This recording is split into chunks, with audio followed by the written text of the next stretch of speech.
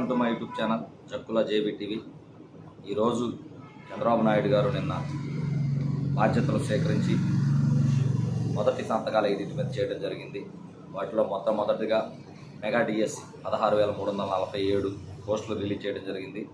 రెండవది land titling act రద్దు, 3 pension 4,000 పెంపు, 4వ సంతకం నైపుణ్య గణన, 5వ సంతకం అన్నా క్యాంటీన్లో పునరుద్ధరణ. ఈ 5 ప్రస్తుతానికి ఆయన మొదటి సంతకాలుగా వీటిని తీసుకోవడం జరిగింది.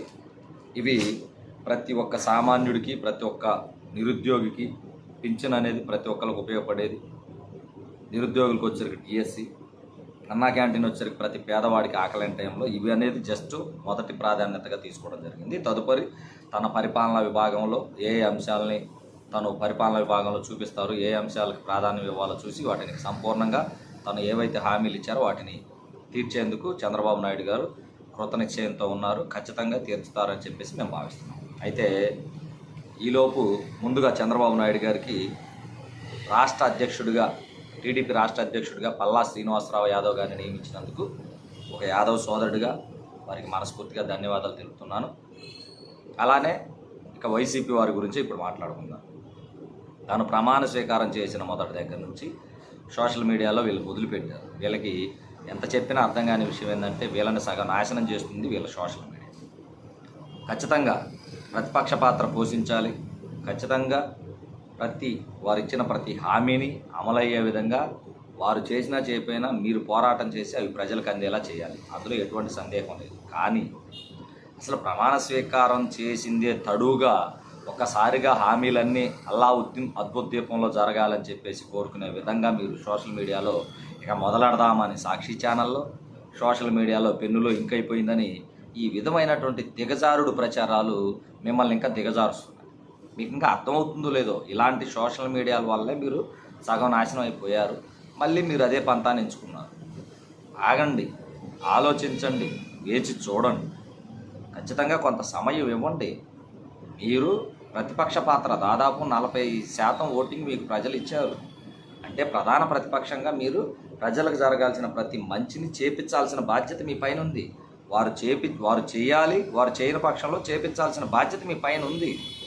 అది వదిలేసి ముందే సోషల్ మీడియా వేదికగా తీసుకొని ఇలా పెన్నులో ఇంకైపోయింది, లేకపోతే ఉత్తుత్తి హామీలు ఇలాంటివి చాలా ఉంటాయి, లేకపోతే రోడ్డు మీద పాలెత్తొచ్చు రేపటి నుంచి అని లేనిపోని సమయాభావం లేకుండా ఒక్క రోజులోనే ఇవన్నీ జరగాలని చెప్పేసి మాట్లాడే పోస్టులు చూస్తుంటే జాలేస్తుంది. ఇంకా ఎంతకు మీరు మీ గోతులు మీరే తీసుకుంటారు. మీకైతే 5 సంవత్సరాల సమయం ఇచ్చినా సరే మీరు ఇవన్నీ చేయడానికి పరిపాలన సాగలేదు. కానీ వారు మాత్రం అధికారానికి వచ్చిన మరుసటి రోజే ఇవన్నీ పూర్తిగా జరిగిపోవాలి. కొన్ని లక్షల మందికి ఉద్యోగాలు రావాలి, రాత్రికి రాత్రే హామ్ పట్టణంగానే రోడ్లు అయిపోవాలి, రాత్రికి రాత్రే ఫ్యాక్టరీల నిర్మాణం జరగాలి, గంటలోనే అమరావతి నిర్మాణం పూర్తవ్వాలి, నిమిషాల్లో పోలవరం పూర్తవ్వాలి. ఇది మీ పంత. ఎప్పటికైనా మార్చుకోండి. మీరు ప్రతిపక్షంలో ఉన్నారు. ప్రతిపక్ష హోదా ఉన్నా లేకపోయినా ప్రజలకి మంచి చేయాల్సిన పాత్ర మీ పైన ఉంది. ఆ బాధ్యతని సక్రమంగా నిర్వర్తించాలని చెప్పేసి మనస్ఫూర్తిగా కోరుకుంటున్నాను. ఎందుకంటే సరైన ప్రతిపక్షం లేకపోతే రాష్ట్రంలో అధికార పక్షానికి కూడా ఒక పరిపాలనా విధానంలో పోటీ లేకపోతే, వారిని ప్రశ్నించేవారు లేకపోతే, పరిపాలనలో చిన్న చిన్న లోపాలు ఉన్నా సరే అది అధికార పక్షానికి తెలియదు.